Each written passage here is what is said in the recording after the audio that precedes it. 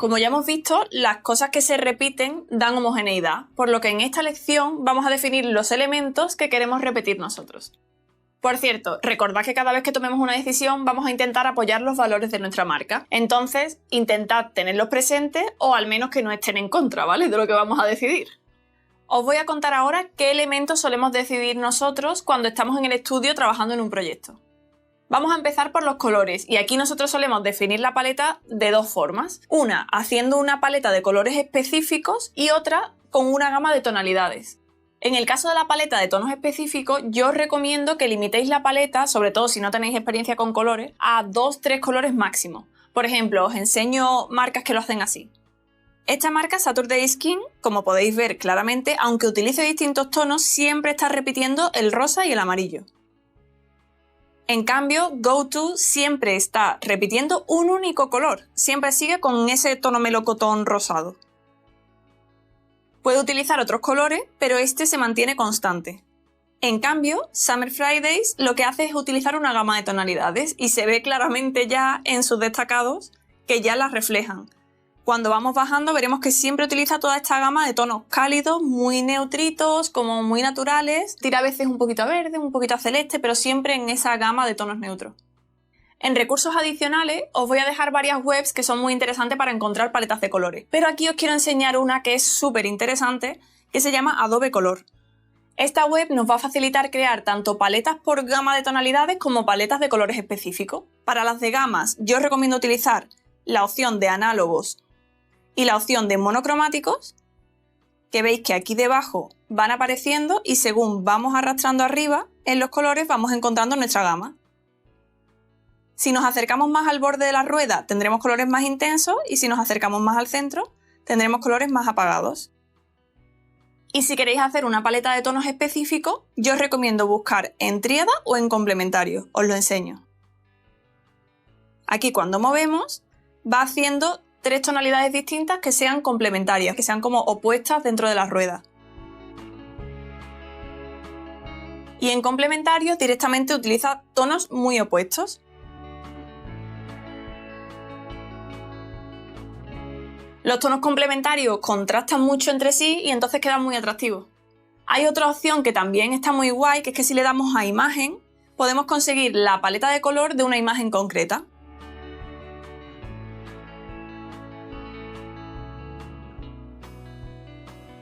Aquí nos dará varias opciones. Podemos elegir que la paleta sea a todo color, que son tonos más saturados, tonos más claritos, tonos más apagados, más intensos u oscuros. Y según vayamos cambiando, pues te dará paletas distintas.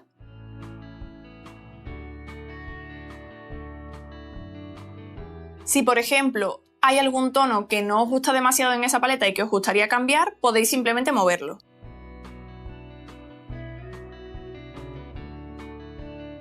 A la hora de aplicar la paleta, tened en cuenta que no vais a aplicar toda la paleta en cada foto, sino que lo que haréis es que todo el feed va a formar la paleta. Por ejemplo, vamos a ver el perfil de Charuca, que ella tiene una paleta que son tonos rosas, tonos cálidos y rojos de vez en cuando. También a veces utiliza negro. Entonces esos son como los tonos de su paleta, pero como veis, no en todas las fotos utiliza todos los tonos. En esta solo está utilizando rosas y en esta sí está utilizando todos.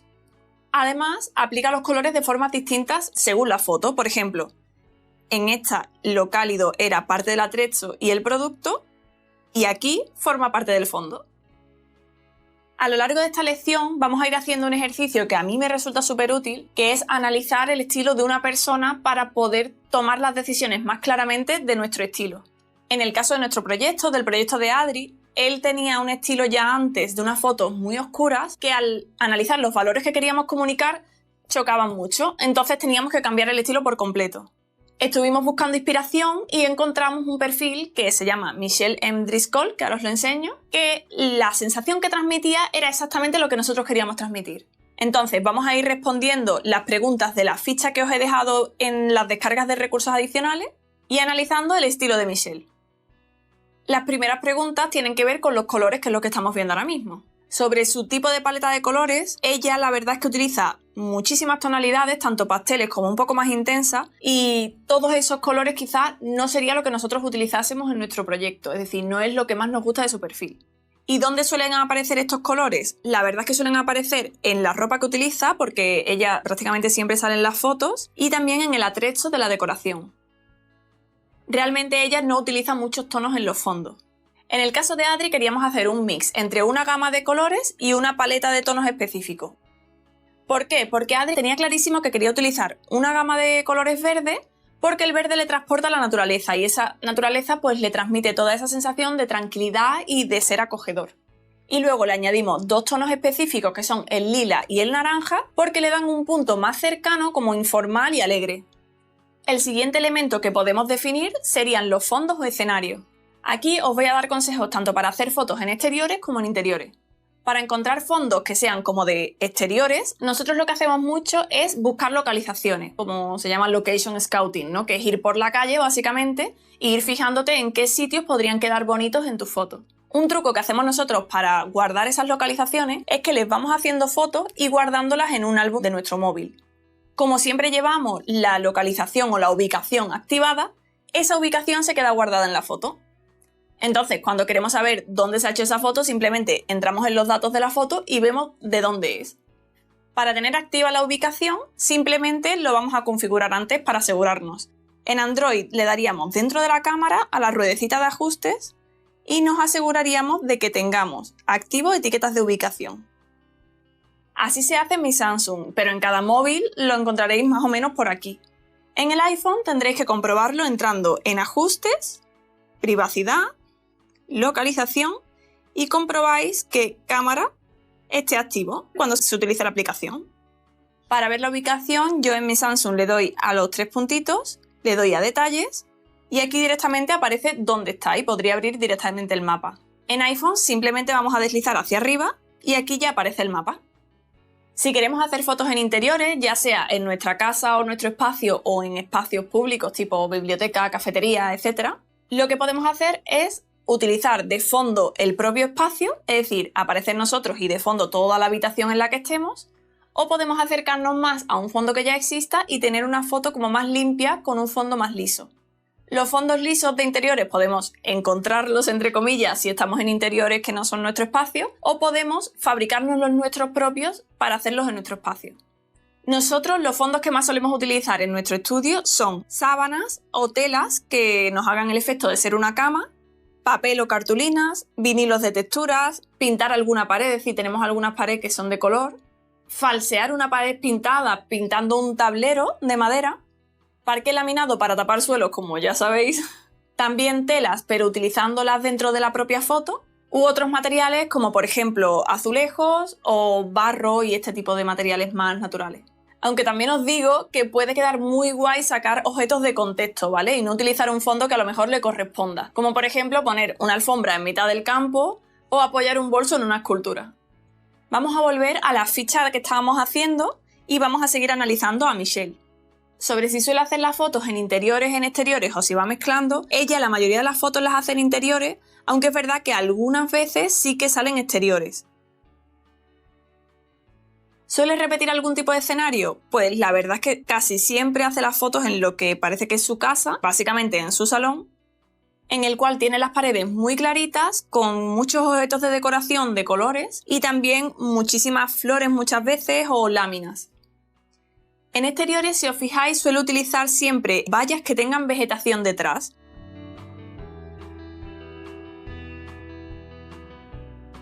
Sobre si suele repetir algún fondo en concreto, ella suele repetir mucho este rincón de su casa en el cual, aunque la pared es blanca, hay como mucho movimiento entre columnas, molduras y demás, y siempre aparece pues en este fondo.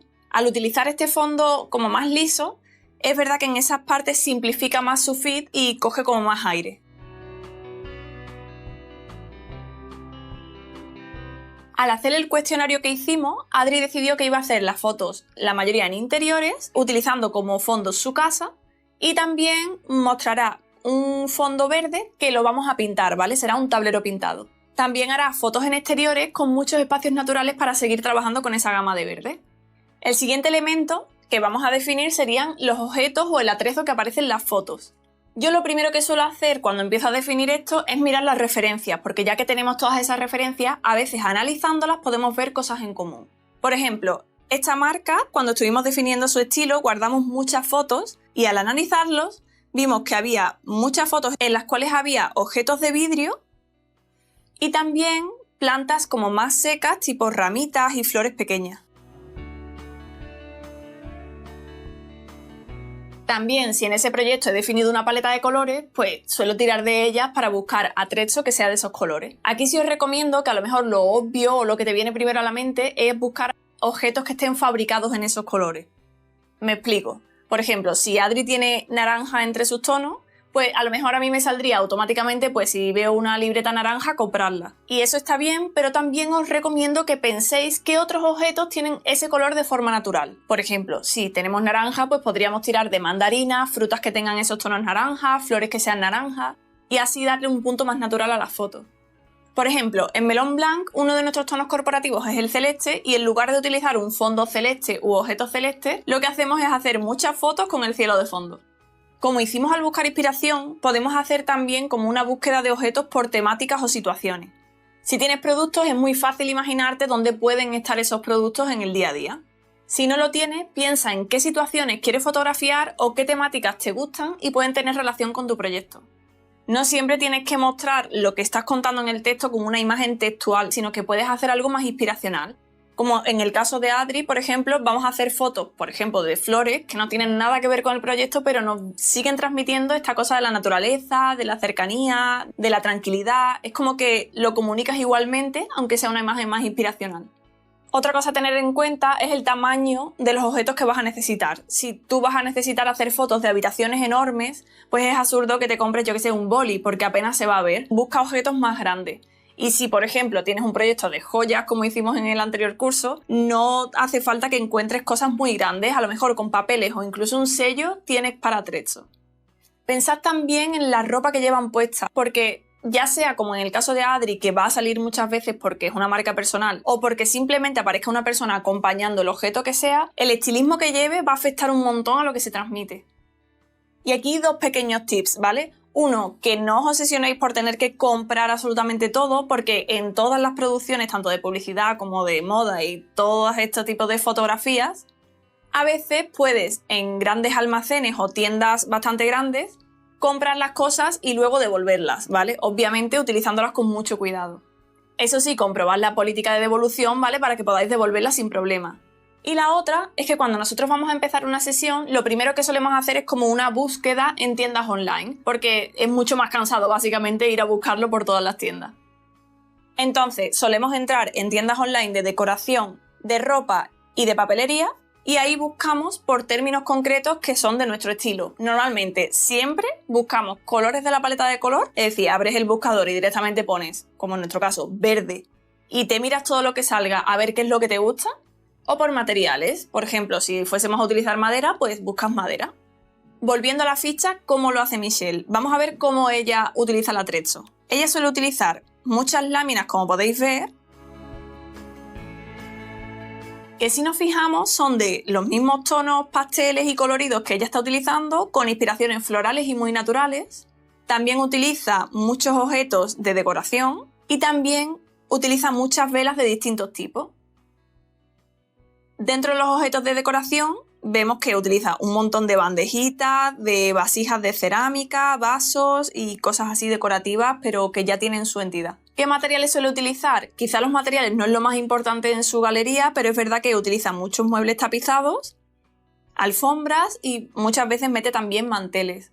Sobre la ropa, su Instagram está como muy centrado en la ropa que lleva. Y es verdad que lleva conjuntos como súper atrevidos, muy coloridos y conjuntos pues muy currados.